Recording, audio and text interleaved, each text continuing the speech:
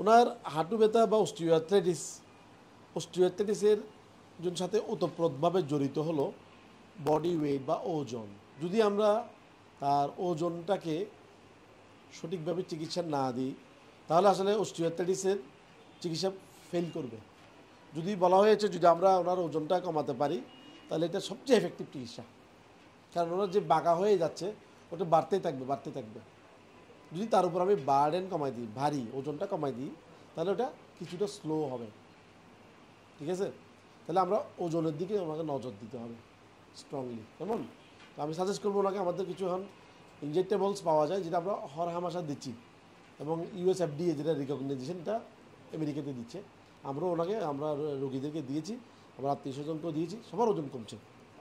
আমরা সাজেস্ট করি উইকলি এসে আমাদের কাছে দিয়ে যাবে, এটা রেকর্ড আমাদের কাছে থাকবে।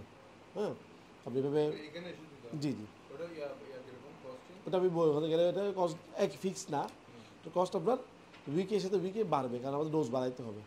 হ্যাঁ, তো এটাই আমার বক্তব্য যে হাঁটু ব্যথায় ওজনের দিকে আমাদের নজর দিতে হবে।